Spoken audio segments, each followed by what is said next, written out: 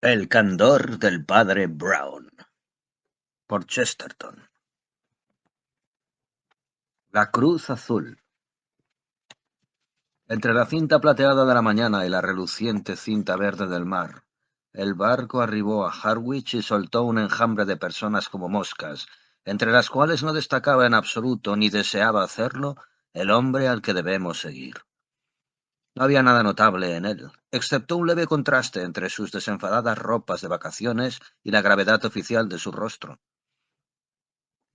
Llevaba una chaqueta ligera, de color gris pálido, un chaleco blanco y un sombrero de paja blanca con una cinta gris azulada.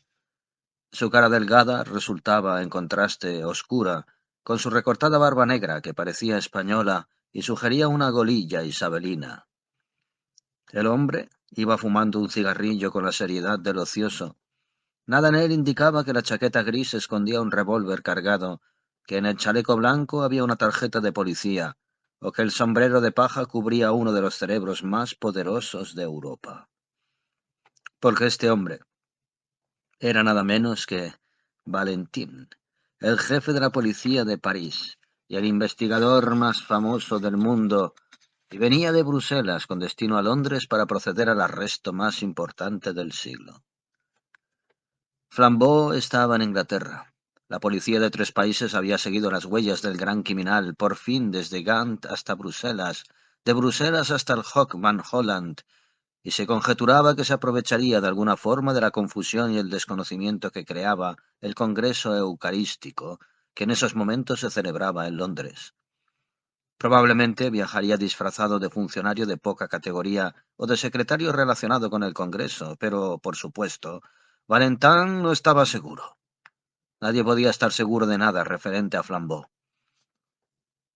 Hace ya muchos años que este gigante del crimen cesó repentinamente de agitar el mundo con sus actividades, y cuando lo hizo, como se dice que ocurrió tras la muerte de Roldán, descendió una gran paz sobre la tierra.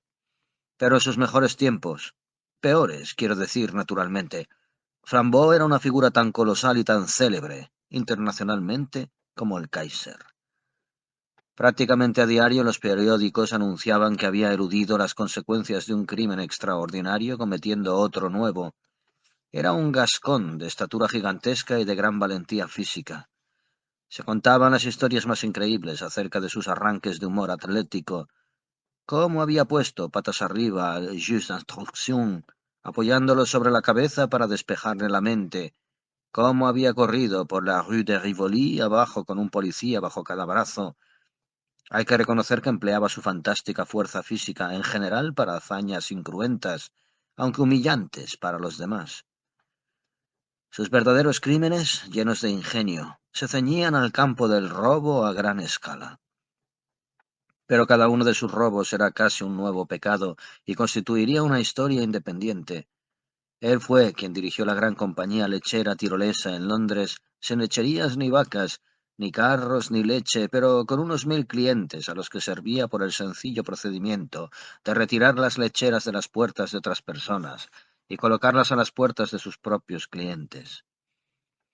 Él fue quien mantuvo una inexplicable e íntima correspondencia con una damisela cuyas cartas eran interceptadas siempre mediante el extraordinario sistema de fotografiar sus mensajes reducidos a un tamaño increíblemente pequeño sobre los portaobjetos de un microscopio.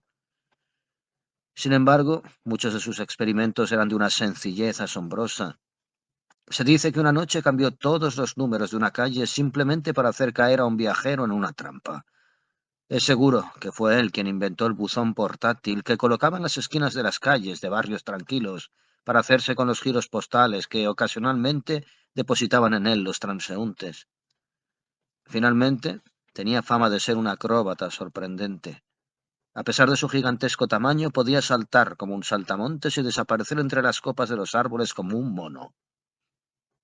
Por ello, el gran Valentin, cuando se dispuso a encontrar a Flambeau, sabía perfectamente que sus aventuras no terminarían cuando lo encontrara. Pero ¿cómo iba a encontrarlo? Sobre este punto, el gran Valentin no tenía todavía las ideas muy claras. Había una cosa que Flambeau, a pesar de su capacidad para el disfraz, no podía ocultar, y era su estatura excepcional. Si Valentán, con su aguda percepción, se hubiera tropezado con una verdulera alta, o un granadero alto, o incluso con una duquesa de altura considerable, podría haberlos arrestado allí mismo. Pero en todo el tren no había nadie que pudiera ser un Flambeau disfrazado, del mismo modo que un gato no puede ser una jirafa disfrazada. En lo que se refería a la gente del barco, ya se había asegurado, y los que se habían incorporado en Harwich a lo largo del viaje eran solo 6. Había un funcionario de ferrocarriles de corta estatura que viajaba hasta la última estación, 3 hortelanos más bien bajos que subieron 2 estaciones después, una dama viuda muy bajita que iba a Londres desde una pequeña ciudad de Essex, y un sacerdote católico también muy bajo, que procedía de un pequeño pueblo de Essex. Cuando analizó este último caso, Valentán lo dejó por imposible y estuvo a punto de echarse a reír. El curita era la quinta esencia de las llanuras del este.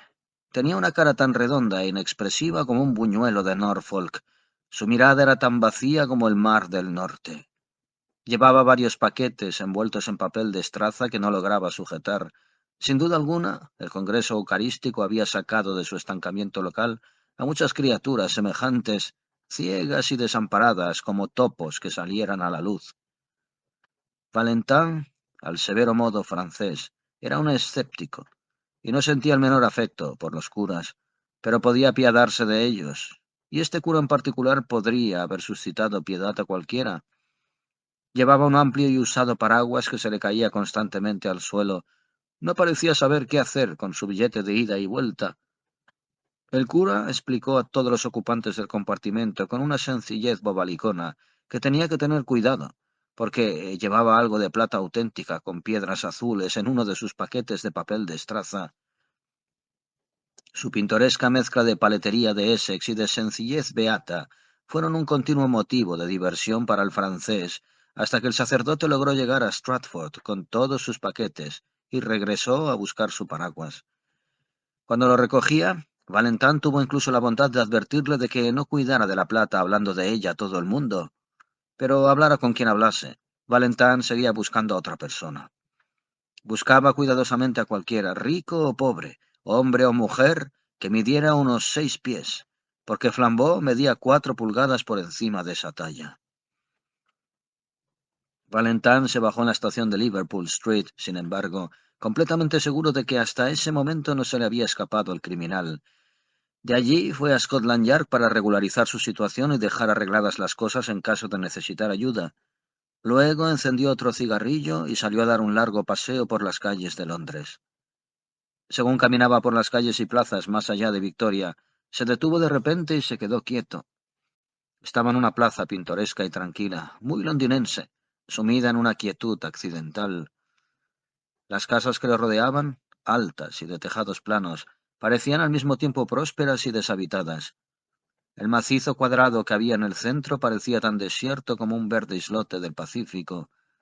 Uno de los 4 lados era mucho más alto que el resto, como si tuviera un estrado, y la línea de ese lado quedaba interrumpida por uno de esos admirables accidentes de Londres, un restaurante que parecía haberse escapado de Soho.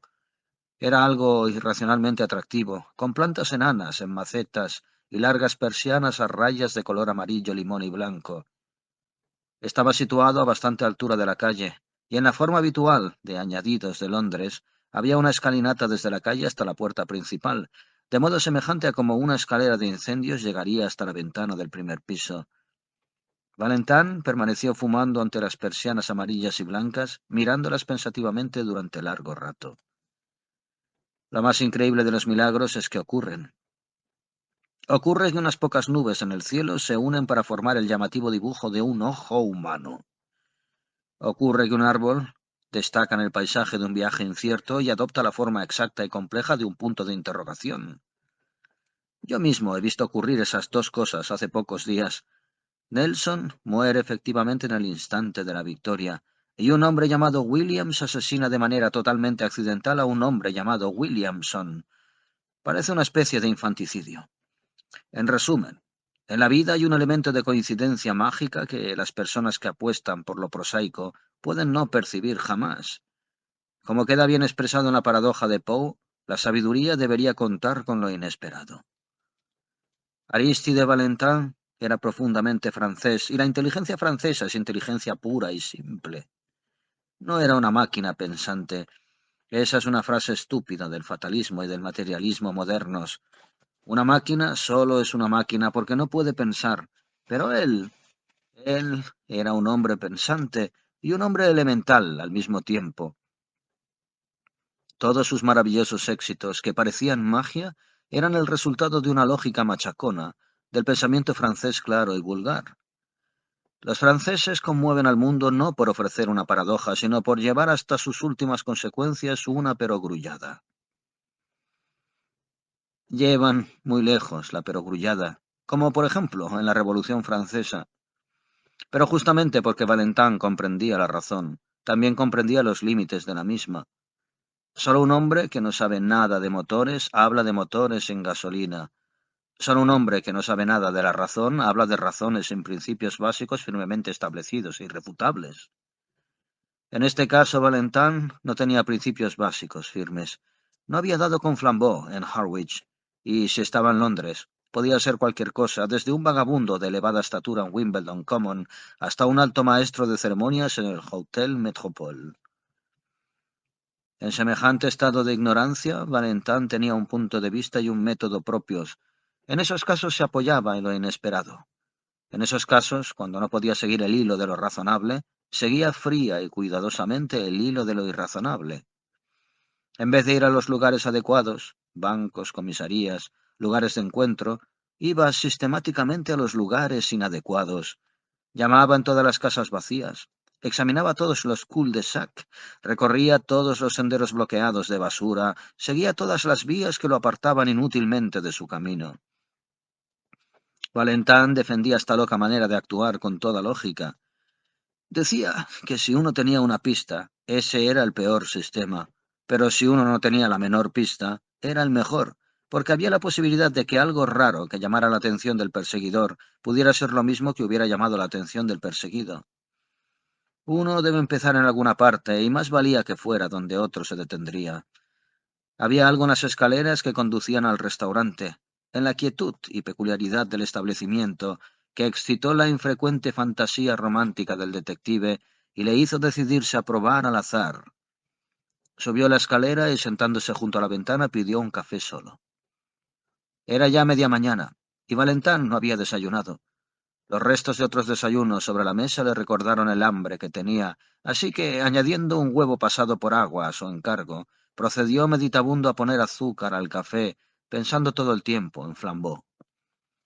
Recordaba cómo Flambeau había escapado, una vez gracias a un par de tijeras de uñas y otra gracias a una casa incendiada, otra vez pagando una carta sin franquear y otra consiguiendo que la gente mirara por un telescopio a un cometa que podría destruir el mundo. Valentin consideraba que su cerebro de detective era tan bueno como el del criminal, lo cual era cierto, pero se daba cuenta claramente de su desventaja. El criminal es el artista creador, el detective es solo el crítico, dijo con una sonrisa amarga, y se llevó la taza de café a los labios lentamente y la volvió a dejar con rapidez. Le había puesto sal. Valentin miró el recipiente del que había sacado el polvo blanco. Era sin duda un azucarero. Su propósito indiscutiblemente era contener azúcar, igual que una botella de champán contiene champán. Se preguntó por qué habían puesto sal en el azucarero. Miró a ver si había recipientes más ortodoxos. Sí, había dos saleros llenos. Quizá había algún condimento especial en los saleros. Lo probó. Era azúcar.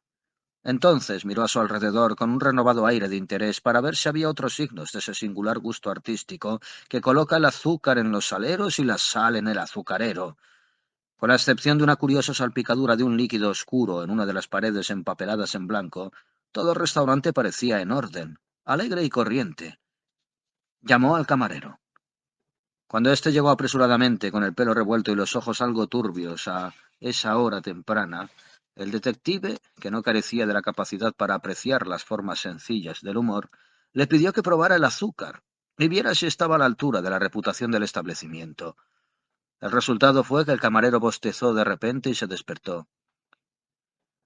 ¿Gastan ustedes esta delicada broma a sus clientes todas las mañanas?, inquirió Valentin. ¿Nunca les aburre la broma de cambiar la sal y el azúcar? El camarero, cuando entendió la ironía, le aseguró tartamudeando que el establecimiento no tenía esa intención en absoluto. Debía de tratarse de un error extrañísimo. Cogió el azucarero y lo miró. Cogió el salero y lo miró, con aire cada vez más sorprendido. Finalmente se disculpó y se alejó apresuradamente, volviendo unos segundos después con el propietario. Este examinó también el azucarero y el salero y mostró la primera sorpresa. De repente el camarero empezó a soltar una larga parrafada casi ininteligible. Creo, tartamudeó afanosamente, creo que fueron los dos sacerdotes. ¿Qué dos sacerdotes? Los dos sacerdotes, dijo el camarero, que arrojaron caldo a la pared. ¿Que arrojaron caldo a la pared? Repitió Valentán, seguro de que eso debía de ser alguna metáfora italiana. Sí, sí, dijo excitadísimo el camarero, señalando la oscura salpicadura que había sobre el papel blanco de la pared. Lo arrojaron allí, en la pared. Valentán miró interrogante al propietario, quien vino en su ayuda con información más completa. Sí, señor, dijo, es cierto, aunque no creo que tenga nada que ver con el azúcar y la sal. Vinieron dos sacerdotes, tomaron un caldo muy temprano, cuando acabábamos de abrir. Eran personas muy tranquilas y respetables. Uno de ellos pagó la cuenta y salió. El otro, que parecía más torpe, tardó unos minutos más en reunir todas sus cosas, pero al fin salió. Lo único es que, un instante antes de salir a la calle, cogió deliberadamente su tazón, que estaba medio lleno, y lanzó su contenido contra la pared. Yo estaba en la habitación de atrás, lo mismo que el camarero, así que aunque acudí a toda prisa, solo llegué a tiempo de ver la pared salpicada y el local vacío. No fue un desperfecto muy grande, pero me pareció que era de un descaro increíble. Traté de alcanzar a los hombres, sin embargo estaban ya demasiado lejos. Solo pude ver que doblaban la esquina hacia Carstairs Street. El detective se puso en pie como un rayo, con el sombrero puesto y el bastón en la mano. Ya había decidido que en la universal oscuridad de su mente, lo único que podía hacer era seguir la primera y extraña indicación, y esta indicación era de sobra extraña. Pagó la cuenta y, dejando caer tras él precipitadamente las puertas de cristal, salió a toda velocidad hacia la otra calle. Era una suerte que en momentos de tensión su vista se mantuviera serena y aguda. En una tienda por la que pasó, algo se le apareció como un mero destello. Sin embargo, retrocedió para ver de qué se trataba. La tienda era una frutería popular, con una exposición de productos al aire libre, marcados con los nombres y los precios. En los dos cajones, más destacados, había dos montones, uno de naranjas y otro de nueces. En el montón de nueces había un trozo de cartón, sobre el que estaba escrito en llamativa tinta azul: naranjas, mandarinas superiores, 2 por un penique. Sobre las naranjas aparecía la misma descripción clara y exacta: nueces del Brasil de calidad suprema, 4 peniques la libra. Valentán miró los dos carteles y se le ocurrió que se había encontrado con esa forma tan sutil de humor antes, y no hacía mucho de eso. Llamó la atención al sofocado frutero, que miraba con aire bastante malhumorado calle arriba y abajo sobre la inexactitud de sus carteles. El frutero no dijo nada, pero puso correctamente cada cartel en el lugar adecuado. El detective, apoyándose elegantemente sobre su bastón, continuó observando detenidamente en la tienda. Finalmente, dijo: Perdona mi aparente impertinencia, señor mío, pero me gustaría hacer una pregunta sobre psicología experimental y la asociación de ideas. El congestionado tendero le miró amenazadoramente, pero Valentán continuó alegremente balanceando su bastón. ¿Por qué? Prosiguió. ¿Por qué hay dos carteles mal colocados en una frutería como un sombrero de teja que hubiera venido de vacaciones a Londres? O, por si no me explico bien, ¿cuál es la asociación mística que conecta la idea de nueces marcadas como naranjas con la idea de dos sacerdotes, uno alto y el otro bajo? Al frutero casi se le salieron los ojos de las órbitas. Por un instante pareció que se iba a lanzar sobre el desconocido. Finalmente tartamudeó, enfadado. No sé qué tiene usted que ver con ello, pero si usted es amigo de ellos, les puede decir de mi parte que les partiré la cabeza, curas o no curas, si vuelven a descolocarme las manzanas. ¿Ah, sí? Preguntó el detective con gran simpatía. ¿Le desordenaron las manzanas? Uno de ellos lo hizo, respondió el acalorado tendero. Las hizo rodar por toda la calle. Lo habría pillado si no fuera que tuve que recogerlas. ¿En qué dirección se fueron esos sacerdotes?, preguntó Valentán. Por la segunda calle a la izquierda y luego cruzaron la plaza, contestó el otro rápidamente. Gracias, dijo Valentán, y se esfumó como un espíritu. Al otro lado de la segunda plaza encontró a un policía y le dijo: «Esto es algo muy urgente, guardia. ¿Ha visto usted a dos sacerdotes con sombrero de teja?» El policía empezó a reírse ruidosamente. «Los he visto, señor. Y si quiere que le diga, uno de ellos estaba borracho. Estaba en medio de la calle, tan perplejo que... ¿Por dónde se fueron?», cortó Valentán. «Tomaron uno de esos autobuses amarillos que paran allí», respondió el agente, «de los que van a Hampstead». Valentán sacó su tarjeta oficial y dijo muy deprisa: «Llame a dos de sus hombres para que vengan conmigo tras ellos», y cruzó la calle con tan contagiosa energía que el voluminoso policía obedeció casi con agilidad. En 1 minuto y medio se unieron al detective francés en la acera de enfrente, un inspector y un policía de paisano. «Bien, señor», empezó el primero con una sonrisa de importancia. «¿Y qué puedo...?» Valentán señaló de repente con su bastón. «Se lo diré en lo alto de ese ómnibus», dijo, lanzándose a través del tráfico. Cuando los tres jadeantes se encontraron sentados en los asientos del piso de arriba del autobús amarillo, el inspector dijo: «Podríamos ir 4 veces más deprisa en un taxi». «Muy cierto», replicó plácidamente su guía, «pero solo si supiéramos a dónde vamos». «Bien, ¿a dónde va usted?», preguntó el otro asombrado. Valentán aspiró su cigarrillo con el ceño fruncido durante unos segundos y luego, apartándolo, dijo: «Si uno sabe lo que hace un hombre, hay que precederlo. Pero si uno quiere averiguar lo que está haciendo, hay que mantenerse detrás de él. Hay que vagar cuando él vaga, detenerse cuando él se detiene, moverse con la misma lentitud que él. Entonces puede uno ver lo que él vio y puede actuar como él actuó. Todo lo que podemos hacer es mantener los ojos bien abiertos ante algo bien extraño». «¿Qué clase de cosa extraña quiere usted decir?», preguntó el inspector. «Cualquier clase de cosa extraña», respondió Valentán, y se sumió en un silencio obstinado. El ómnibus amarillo subió trabajosamente por las calles del norte de la ciudad durante lo que parecía un tiempo interminable. El gran detective no se dignaba dar más explicaciones y quizás sus ayudantes sentían una duda callada y creciente respecto de su misión. Quizá también sentían un callado y creciente deseo de almorzar, porque ya había pasado la hora normal del almuerzo y las largas calles de la parte norte de Londres parecían alargarse como un infernal telescopio. Era uno de los viajes en que uno siente constantemente que ahora, por fin, ha llegado al final del universo para encontrarse con que solo ha llegado al principio de Tufnell Park. Londres fue apagándose, mostrando sucias tabernas y malezas deprimentes, y luego renació inexplicablemente, lleno de calles importantes, brillantemente iluminadas, y de llamativos hoteles. Era como atravesar 13 ciudades corrientes separadas, pegadas unas a otras. Pero aunque el crepúsculo invernal ya amenazaba la carretera que tenía delante, el detective parisino seguía callado y alerta, mirando las fachadas a ambos lados de las calles cuidadosamente. Cuando ya habían dejado atrás Camden Town, los policías estaban casi dormidos. Al menos se sobresaltaron cuando Valentán se levantó de un salto, colocó firmemente una mano sobre los hombros de los policías y gritó al conductor que se detuviese. Bajaron las escaleras a trompicones y se encontraron en la calle sin darse cuenta de por qué los habían sacado de su sitio. Cuando miraron a su alrededor para ver qué pasaba, encontraron que Valentán señalaba con aire de triunfo hacia una ventana en la acera izquierda de la calle. Era una ventana amplia, que formaba parte de la larga fachada de una fonda llena de adornos dorados, de aire palaciego. Era la parte reservada para cenas de respeto y ostentaba un cartel que decía «Restaurante».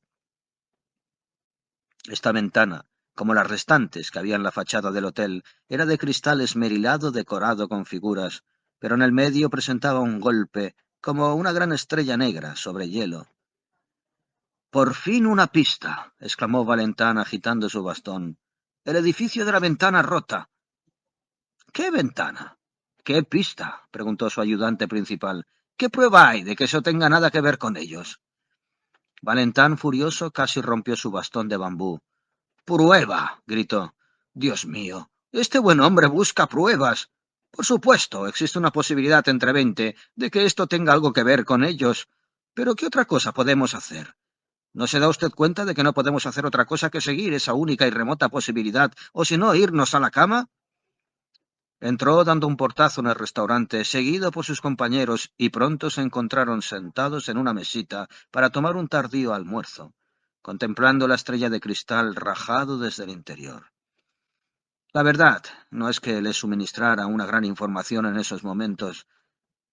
Veo que tiene usted una ventana rota, dijo Valentán al camarero mientras pagaba la cuenta. Sí, señor, contestó el camarero, inclinado con aire diligente sobre el cambio al que Valentán silenciosamente añadió una propina enorme. El camarero se enderezó con suave pero inconfundible animación. Ah, sí, señor, dijo. Una cosa muy extraña, señor. ¿Ah, sí? Cuéntenos, dijo el detective con descuidada curiosidad. Bueno, vinieron dos señores vestidos de negro, dijo el camarero. Dos de esos sacerdotes extranjeros que andan por ahí.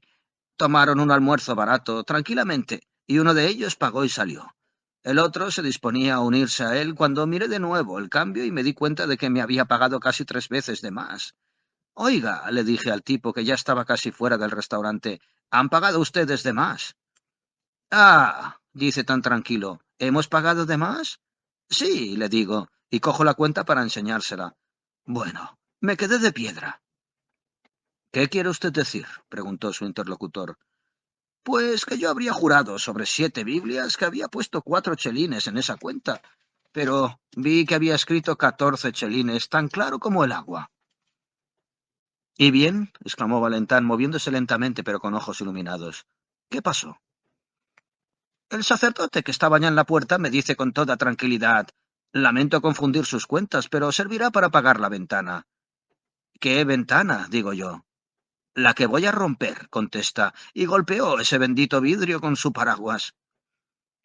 Los investigadores expresaron su asombro y el inspector murmuró: ¿acaso perseguimos a unos locos escapados del manicomio? El camarero continuó regodeándose en la absurda historia. Me quedé paralizado como un tonto durante un segundo, incapaz de moverme. El individuo salió tan tranquilo del local y se unió a su amigo justo a la vuelta de la esquina. Luego subieron por Bullock Street tan aprisa que no los pude alcanzar, aunque tomé un atajo a toda velocidad para intentarlo. Bullock Street, dijo el detective, y echó a correr por esa calle arriba tan rápidamente como la extraña pareja a la que perseguía. El viaje los llevó ahora por caminos de ladrillo vistos semejantes a túneles, calles con pocas luces y menos ventanas, calles que parecían construidas a base de las ciegas partes traseras de algún lugar fantasmagórico. La oscuridad se iba intensificando y ni siquiera a los policías londinenses les resultaba fácil adivinar en qué dirección se movían exactamente. El inspector, sin embargo, estaba bastante seguro de que finalmente toparían con alguna zona de Hampstead Heath. De repente, un escaparate abultado e iluminado con luz de gas rompió el azul crepúsculo como una linterna de ojo de buey, y Valentán se detuvo un instante delante de una confitería pequeña y llamativa. Tras un momento de vacilación entró en la tienda. Rodeado de los chillones colores de los dulces y con un aire de absoluta seriedad, eligió con cierto cuidado 13 cigarrillos de chocolate. Estaba claro que buscaba una manera de entablar conversación, pero no la necesitó. Una joven angulosa, de aspecto envejecido, que atendía en la tienda, había mirado su elegante aspecto con una actitud interrogadora puramente automática, pero cuando vio la puerta bloqueada por el azul uniforme del inspector, sus ojos parecieron animarse. «Oh», dijo, «se han venido ustedes por el paquete, ya lo he mandado». «¿El paquete?», repitió Valentán, mostrándose a su vez interrogador. «Me refiero al paquete que dejó el caballero, el clérigo». «Por lo que más quiera», dijo Valentán, adelantándose con su primera verdadera manifestación de vehemencia. «Por el amor de Dios, díganos qué ocurrió exactamente». «Verá usted», dijo la mujer algo dubitativa. «Los sacerdotes entraron hará una media hora y compraron unas pastillas de menta. Charlaron un poco y luego salieron en dirección al Heath. Pero un segundo después uno de ellos regresa a la tienda y dice: «¿Me he dejado un paquete?». Yo miré en todos lados y no vi nada, así que él dijo: «No importa, pero si apareciera, por favor, envíelo usted por correo a esta dirección», y me dejó la dirección y un chelín por el favor. Y en efecto, aunque creí que había buscado en todos lados, encontré que se había dejado un paquete envuelto en papel de estraza, así que lo envié por correo a las señas que me dijo. No la recuerdo ya, pero era alguna parte de Westminster. Pero como el asunto parecía tan importante, pensé que quizá la policía había venido por ello. Y así es, dijo Valentán tajantemente. ¿Está cerca de aquí, Hampstead Heath? Sigan de frente durante 15 minutos, respondió la mujer, y saldrán justo allí. Valentán salió disparado de la tienda y echó a correr. Los otros detectives lo siguieron con un trote desganado. La calle por la que se abría paso era tan estrecha y sombría que cuando se encontraron de repente en el parque vacío, bajo el amplio cielo, se sorprendieron de ver que todavía hubiera tanta luz en el atardecer. Una cúpula perfecta de color verde azulado se hundía entre otros entre los árboles que se oscurecían y las distancias de profundo color violeta. Los brillantes tonos verdes eran lo bastante oscuros como para permitir distinguir como puntos de cristal una o dos estrellas. Todo lo que quedaba de luz del día yacía en un resplandor dorado al otro lado del borde de Hampstead Heath, y esa hondanada popular que lleva el nombre de Valle de la Salud. Los visitantes que discurren por esa zona aún no se habían dispersado del todo. En algunos bancos se veían las siluetas informes de algunas parejas y aquí y allá se oían aún las risas de una muchacha distante en uno de los columpios. El cielo se hacía más profundo y oscuro, en toda su gloria, en torno a la sublime vulgaridad del hombre. Mirando desde la ladera a través de la llanura, Valentán vio lo que buscaba. Entre los grupos oscuros que se deshacían en esa distancia había uno particularmente negro que no se deshacía. Un grupo de dos figuras, vestidas de clérigos. Aunque parecían tan pequeñas como insectos, Valentán pudo ver que una de ellas era mucho más pequeña que la otra. Aunque ésta tenía la espalda encorvada del erudito y un aire poco llamativo, Valentán se dio cuenta de que se trataba de un hombre de más de 6 pies de altura. El detective apretó los dientes y prosiguió su camino, haciendo molinetes impacientes con el bastón. Cuando la distancia se redujo sustancialmente, agrandando las dos negras figuras como en un enorme microscopio, Valentán pudo percibir otra cosa. Fue algo que le sorprendió y que, sin embargo, había esperado en cierto modo. Fuera quien fuese el sacerdote alto, no cabía duda sobre la identidad del bajito. Era su amigo del tren de Harwich, el rechoncho curita de Essex, al que había advertido a propósito de sus paquetes de papel de estraza.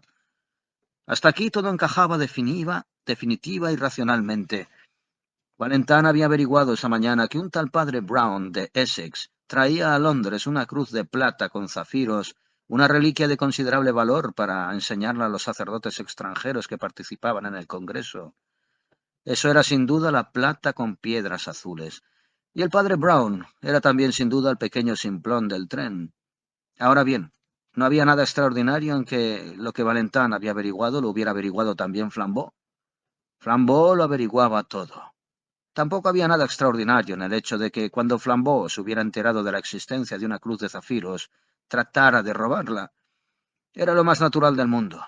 Y sin la menor duda no había nada de extraordinario en el hecho de que Flambeau se saliera con la suya, con una tontaina como el tipo del paraguas y los paquetes.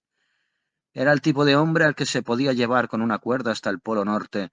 No era sorprendente que un actor como Flambeau, disfrazado de sacerdote, lo pudiera llevar hasta Hampstead Heath. Hasta ahí el asunto parecía bien claro. Y el detective, al tiempo que compadecía al cura por su indefensión, casi despreciaba a Flambeau por rebajarse a tratar con una víctima tan crédula. Pero cuando Valentán pensó en todo lo que había ocurrido entre tanto, en todo lo que le había llevado hasta su triunfo, se estrujó el cerebro tratando de encontrar el menor sentido o razón en ello.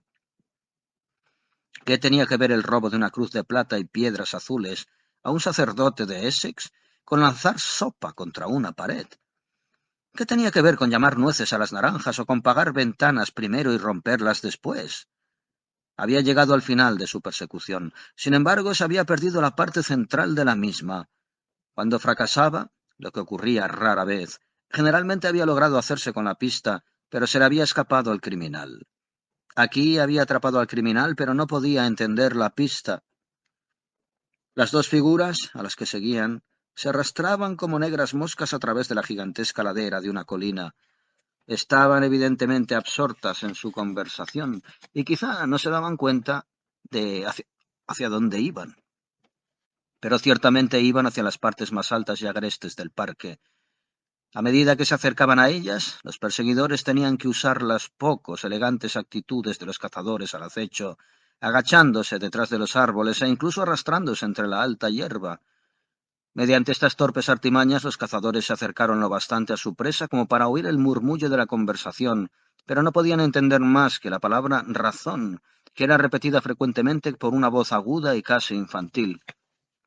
Una vez, encima de una brusca caída del terreno y una densa maraña de matorrales, los detectives llegaron a perder de vista las dos figuras a las que seguían. Durante 10 agónicos minutos no encontraron el rastro, y cuando lo lograron los llevó en torno a la gran cúpula de una colina que dominaba como un anfiteatro crepuscular, un escenario multicolor y desolado. Bajo un árbol, en este impresionante aunque descuidado lugar, había un viejo banco de madera todo destartalado. En él estaban sentados los dos curas, sumidos en su seria conversación. El horizonte se iba oscureciendo, aunque aún quedaban prendidas en él espléndidas tonalidades verdes y doradas, pero la bóveda iba transformándose de verde en azul, noche, y las estrellas destacaban cada vez más como sólidas joyas. Con un mudo gesto hacia sus compañeros, Valentán logró arrastrarse detrás del gran árbol lleno de ramas y desde allí, en total silencio, oyó por primera vez las palabras de los extraños sacerdotes. Tras haber escuchado durante 1 minuto y medio, se sintió asaltado por una duda terrible. Quizá había arrastrado a los dos policías ingleses hasta la nocturna desolación de un parque, con un propósito no más cuerdo que el de pedir peras a un olmo. Porque los dos sacerdotes hablaban exactamente como sacerdotes, piadosamente, en erudición y tranquilidad, sobre los más sutiles enigmas de la teología. El curita de Essex era quien hablaba con más sencillez, con su redonda faz levantada hacia las estrellas, cada vez más visibles. El otro hablaba con la cabeza inclinada, como si no fuera digno siquiera de mirarle. Pero no se podría haber escuchado una conversación clerical más inocente en un claro claustro italiano o en una oscura catedral española. Lo primero que oyó Valentán fue el final de una frase del padre Brown que decía lo que en realidad significaba en la Edad Media decir que el cielo era incorruptible. El sacerdote alto asintió con la cabeza inclinada y dijo: «Ah, sí, estos fieles modernos apelan a su razón, pero ¿quién puede contemplar esos millones de mundos y no sentir que bien podría haber sobre nosotros mundos maravillosos donde la razón fuera completamente irracional?» «No», dijo el otro cura, «la razón es siempre razonable, incluso en el último limbo, en la frontera perdida de las cosas. Sé que la gente acusa a la Iglesia de menospreciar a la razón, pero ocurre justo al contrario. En toda la tierra, solo la Iglesia hace de la razón lo verdaderamente supremo. Solo ella afirma que el propio Dios está limitado por la razón». El otro cura levantó su austera faz hacia el rutilante cielo y dijo: «No obstante, quién sabe si en ese universo infinito...» «Solo es infinito en un sentido físico», dijo el curita volviéndose bruscamente en su asiento. «No es infinito en el sentido de escapar a las leyes de la verdad». Detrás del árbol, Valentán se mordía las uñas con silenciosa furia. Casi le parecía oír las burlas de los detectives ingleses a los que había llevado hasta tan lejos por una absurda corazonada, solo para oír las charlas metafísicas de dos viejos y apacibles clérigos. Su impaciencia le hizo perderse la respuesta igualmente elaborada del cura alto, y cuando pudo volver a escuchar, el padre Brown hablaba de nuevo. «La razón y la justicia alcanzan hasta la más remota y más solitaria de las estrellas. ¿No parecen diamantes y zafiros? Pues bien, ¿puede usted imaginarse la flora o las faunas geológicas más fantásticas que quiera? Imagine bosques diamantinos con hojas de brillantes. Imagine que la luna es azul, un único y gigantesco zafiro. Pero no vaya usted a creerse que toda esa loca astronomía supondría la menor diferencia para la razón y la conducta justa. Sobre llanuras de ópalo, bajo acantilados de perlas, aún encontraría usted un cartel que dijera «No robarás». Valentán estaba a punto de abandonar su postura rígida y acuclillada y de desaparecer calladamente, prostrado por la única y enorme estupidez que había cometido en su vida, pero algo en el silencio mismo del sacerdote alto le hizo esperar a que éste hablara. Cuando por fin lo hizo, dijo sencillamente, con la cabeza inclinada y las manos sobre las rodillas: «De acuerdo, pero yo sigo pensando que otros mundos podrían quizá estar por encima de nuestra razón. El misterio del cielo es insondable y yo, o al menos, solo puedo postrarme con humildad». Y entonces, con la cabeza aún inclinada y sin cambiar en absoluto de actitud o de voz, añadió: «Limítese a darme esa cruz de zafiros que tiene. ¿Me oye? Estamos solos y podría hacerle a usted trizas». El hecho de que ni la voz ni la actitud manifestara el menor cambio añadía una extraña violencia al sorprendente contenido de sus palabras. Pero el custodio de la reliquia apenas pareció girar la cabeza unos milímetros. Parecía seguir con su bobalicona cara vuelta hacia las estrellas. Quizá no había comprendido. O quizá había comprendido y estaba paralizado de terror. «Sí», dijo el cura alto, con la misma voz baja y en la misma postura inmóvil. «Sí, yo soy Flambeau». Después, tras una pausa, añadió: «Vamos, ¿me va usted a dar esa cruz?» «No», dijo el otro, y el monosílabo tenía un extraño sonido. Flambeau abandonó de repente su actitud pontificadora. El gran ladrón se echó hacia atrás en el asiento y se rió largamente en el mismo tono bajo. «No», exclamó, «no me la va a dar usted, orgulloso prelado. No me la va a dar, pequeño bobalicón célibe. ¿Le digo por qué no me la dará? Porque ya la tengo en el bolsillo de mi chaqueta». En la penumbra, el hombrecillo de Essex se volvió hacia Flambeau y lo miró con cara de asombro. Luego dijo, con la tímida ansiedad del secretario particular: «¿Está usted seguro?» Flambeau gritó encantado. «La verdad, es usted tan divertido como una comedia en 3 actos», exclamó. «Sí, bobalicón, estoy completamente seguro. Tuve el buen sentido de hacer un duplicado del paquete adecuado y ahora, amigo mío, usted tiene el duplicado y yo tengo las joyas. Un viejo truco, padre Brown, un truco muy viejo». «Sí, ya he oído hablar de ese truco antes».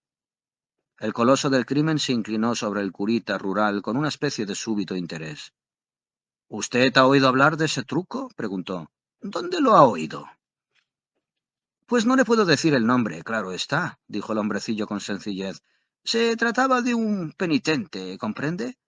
Había vivido prósperamente durante 20 años gracias a los paquetes de papel de estraza duplicados, así que, cuando empecé a sospechar de usted, me acordé en el acto de aquel pobre hombre y de sus manejos». «¿Que empezó usted a sospechar de mí?», repitió el ladrón con creciente intensidad. «¿Tuvo usted realmente la perspicacia de sospechar de mí porque le traje hasta este rincón apartado del parque?» «No, no», dijo el padre Brown con aire de disculpa.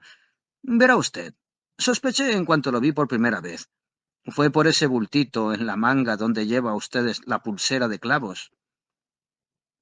«¿Cómo diablos?», exclamó Flambeau. «¿Ha podido usted oír hablar de la pulsera de clavos?» «Ah, pues verá usted. Gracias a mi pequeño rebaño», dijo el padre Brown, arqueando las cejas con aire ausente. «Cuando ejercí en Hartlepool había 3 personas con pulseras de clavos. Así que, como sospeché de usted desde el principio, comprende, me aseguré de que la cruz quedará a salvo en cualquier caso. Me temo que le he estado vigilando a usted. Por eso finalmente le vi cambiar los paquetes. Y entonces, comprende usted, los volví a cambiar. Y después dejé atrás el paquete auténtico». «¿Lo dejó atrás?», repitió Flambeau, y por primera vez había otra nota en su voz, además de la de triunfo. «Pues verá usted», dijo el curita con el mismo tono sencillo. «Fue así. Volví a la confitería aquella y pregunté si había olvidado un paquete y les di unas señas concretas por si aparecía. Bien, yo ya sabía que no lo había olvidado, pero cuando me fui de nuevo lo dejé. Así que, en vez de correr a buscarme con ese valioso paquete, lo han enviado rápidamente a un amigo que tengo en Westminster».